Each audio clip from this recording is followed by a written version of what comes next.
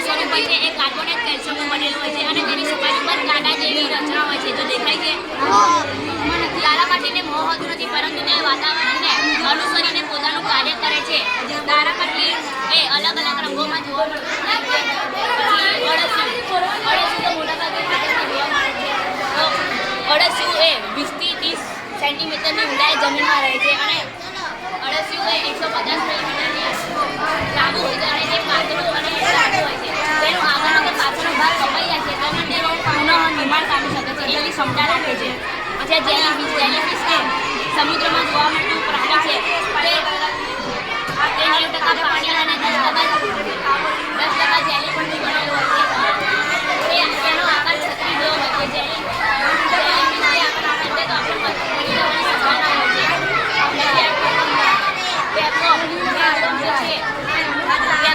પેટમાં પેલા કરંગના પડતા હોય, કરંગના અને ટેબમ કહેવાય. આપણે જે ખાવાનું ખાઈએ ને એ આ ટેબમ ખાઈએ.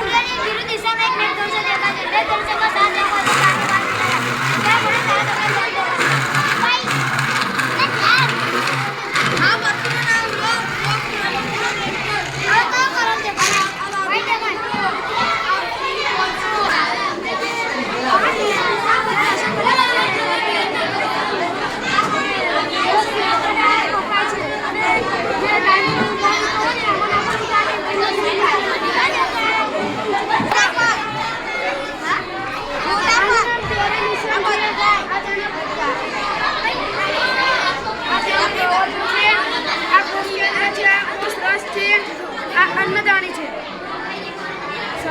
સમજાવો ફરી.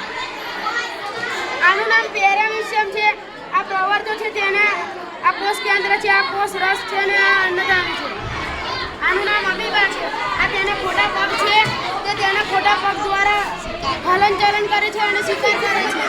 આ રીતે શિકાર કરે છે. આ કોષ કેન્દ્ર છે, આ અન્નદાની છે.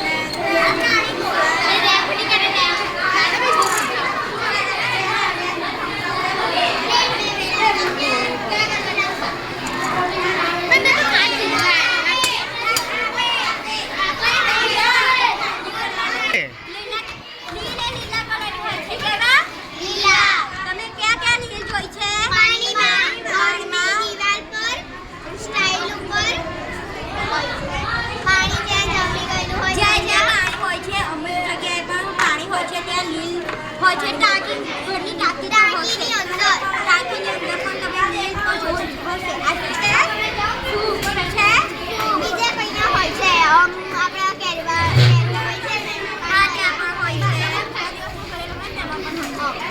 આ છે શું છે શું સામાન્ય રીતે ખોરાકમાં જોવા મળે છે બ્રેડ બહાર મૂકો છો તો તમે હોય કઈ જોરો અને ગ્રીન પણ હોય છે. હા ગ્રીન પણ હોય છે. હશે તમારા ઘરમાં બધી હોય તો તેમાં વ્હાઈટ વ્હાઈટ હોય છે તમે જોયું હશે. આ પ્રાણી આ છે ફિશ છે ફિશ વિશે આ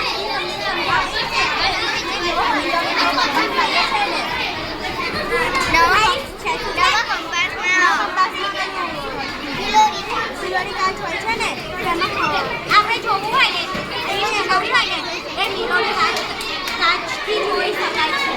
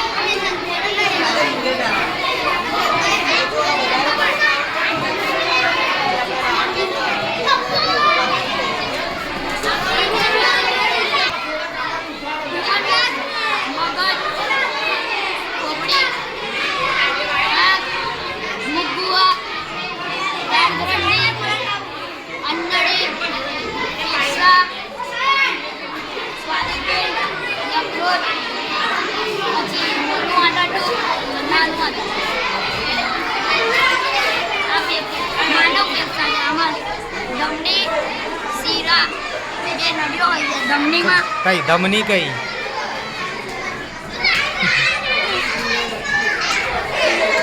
અને શીરા કઈ ઓકે ડન. ફેફસાની અંદર માનવ હૃદય રહેલું હોય છે. હૃદય શરીરના દરેક ખૂણામાં લોહી પહોંચાડવાનું કામ કરે છે.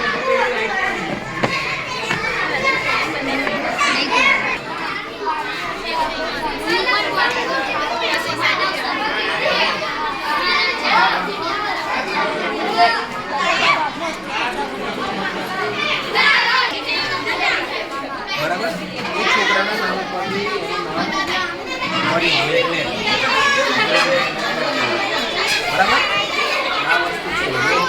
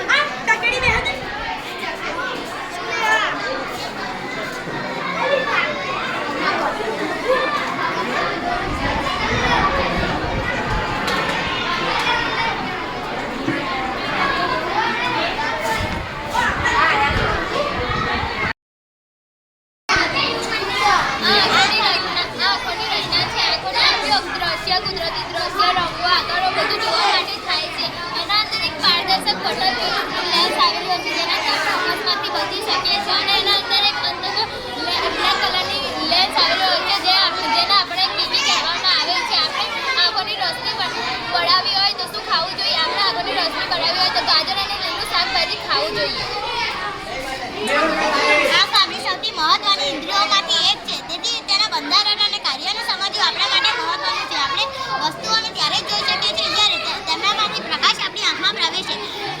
આપણી આંખ લગભગ ગોળાકાર આકારની છે. તેના બહારનું સફેદ અને સખત હોય છે. તેથી અંદરના ભાગ પ્રકાશમાંથી બચાવી શકીએ છીએ.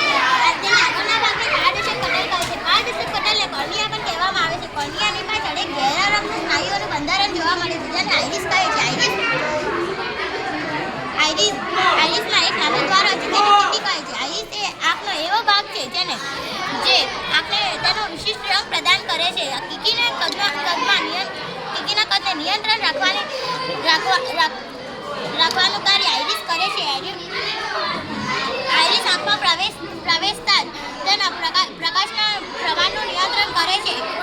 કીકીની પાછળ એક લેન્સ આવેલો હોય છે જે મધ્ય ભાગમાં જાડો હોય છે. આ લેન્સ પ્રકાશને આંખના પાછળના ભાગમાં એક સ્તર પર કેન્દ્રિત કરેલ છે જેને નેત્રપટલ કહે છે. નેત્રપટલને રેટિના પણ કહેવામાં આવે છે. રેટિના ઘણા બધા કોષો ધરાવે છે જે ચેતાકોષો દ્વારા અનુભવાયેલી સંવેદનાત્મક ચેતા દ્વારા મગજ સુધી પહોંચાડવામાં આવે છે. આમાં બે પ્રકારના કોષો હોય છે. એક શંકુ કોષો જે તીવ્ર પ્રકાશને સંવેદનશીલ હોય છે અને બીજું સળી કોષો જે મંદ અને જાગા પ્રકાશને સંવેદનશીલ હોય છે. શંકુ કોષો રંગ પારખે છે. દૃષ્ટિ ચેતા અને નેત્રપટલના જોડાણ પાસે કોઈ કોષો આવેલા હોતા નથી. તેથી ત્યાં કોઈ પથરી હોતી નથી. તેથી તેને અવરોધન કરે છે. સમજાવો. આ ઉપાંતર છે. આ જે સોય હાલત ને એ ચુંબકીય સોય છે. આ ચુંબકીય સોય ઉત્તર અને દક્ષિણ દિશા પર સ્થિર રહ્યો છે. આ કુલ ને મેન 4 દિશાઓ છે અને બીજી 10 દિશાઓ છે. 1 2 3 4 5 6 7 8 ઉપર 9 ને નીચે 10. ને આ બાજુમાં જે છે ને એ કુવા છે જે 0 પર આવે ને 180 પર આવે. એક કુવા બને ને ઝાડકા સ્ટાર્ટ. આ ચુંબક છે. આ ચુંબકની બાજુ ચુંબકીય બળ કહેવાય. આ ચુંબકનો લોખંડનો ફૂટકો છે. આ ચુંબક છે. આ ચુંબકને આપણે વધારે સમય સાચવવું હોય તો આ લોખંડની વસ્તુ આગળ ચડાવવામાં આવે છે. આ વધારે સમય આ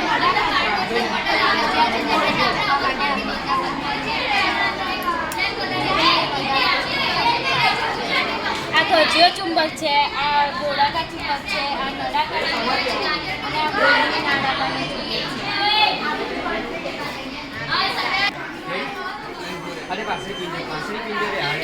જોરથી બોલો બેટા. હાડકા સ્નાયુ બને કાસ્થી ઓલું બનેલું હોય છે જે આપણે આ પાછળીઓ છે તે હૃદયને રક્ષણ કરે છે અને ઉપરની ખોપરીથી આપણા મગજના ભાગને રક્ષણ કરે છે. અને આ બધા સાધનો છે જે આપણે ચાલવામાં આ હાથમાં કોઈ ક્રિયા કરવામાં મદદ કરે છે. આ છે અને ઉપરી સાધો જે આપણા ગળાને ઊંચું નીચું કરવામાં મદદ કરે છે. અને આ પાછળીઓ કુલ થઈને આપણા 10 અને આપણા 2 કુલ થઈને 20 પાછળીઓ હોય છે. અને જ્યારે મનુષ્ય જન્મે ત્યારે તેના આ કુલ હાડકા થઈને 308 જેટલા હોય છે અને તેની વૃદ્ધિ થતાં તે જોડાઈને 260 જેટલા બની જાય છે. અને આ બીજા બધા સાંધાઓ પણ તેને મદદ કરે છે. આના વચ્ચે અને આ જે સાંધાઓ છે તે આપણા કોઈ પણ વસ્તુને નુકસાન થવા દેતા નથી.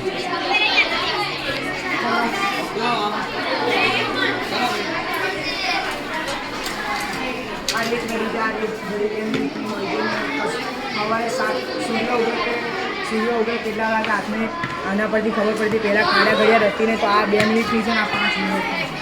આ માર્બલ સ્લાઇડ રેસ છે. આ બે લખોટીમાં રેસ થશે તેમાં કોણ જીતે એ ખબર પડે છે. બંને એક સાથે આવવા તો આ ખરબચડી છે સૂર્ય એટલા હર્ષમ.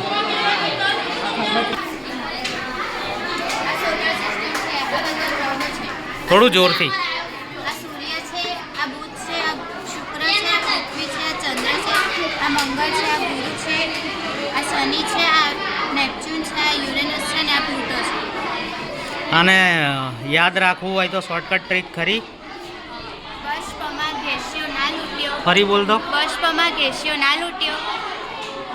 Day and night. જ્યારે સૂર્યના કિરણો પૃથ્વી પર પડે છે, જે સાઈડ કિરણ પડે છે એ સાઈડ દિવસ અને બીજી સાઈડ રાત્રિ થાય છે. અને જ્યારે પૃથ્વી ગોળ ફરીને એ જગ્યાએ જાય છે તો બીજી સાઈડ દિવસ અને એ સાઈડ રાત્રિ થાય છે. ટચ સેન્સર, હીટ સેન્સર અને વોટર સેન્સર. ટચ સેન્સરનો ઉપયોગ જે જગ્યા ઉપર કોઈ વ્યક્તિને અલાઉડ ન હોય તે જગ્યા ઉપર કરવામાં આવે છે. હીટ સેન્સરનો ઉપયોગ મોટા મોટા ઉદ્યોગો છે, સ્કૂલ છે એવી જગ્યા ઉપર જે જગ્યા ઉપર આગ લાગવાની સંભાવના રહે છે તે જગ્યા ઉપર કરવામાં આવે છે.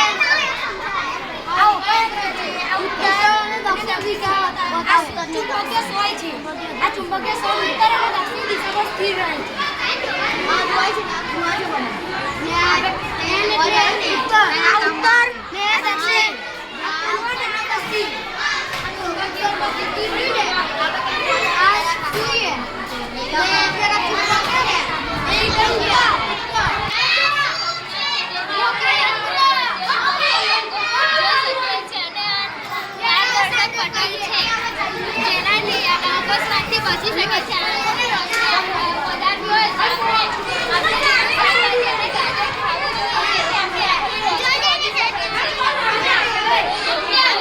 આપણે વસ્તુઓને ત્યારે જોઈ શકીએ છીએ જ્યારે તેમનામાંથી પ્રકાશની આંખો અથડાવે છે. આપણી આંખના લગભગ ગોળાકાર આકારની છે. તેના બહારનો સ્તર સફેદ અને સફળ છે, જેથી આપણે અંદરના ભાગોને અકસ્માતોથી બચાવી શકીએ છીએ. તેના બહારના ભાગને રાજેશ પટેલ કહે છે. રાજેશ પટેલને ઘરની અંદર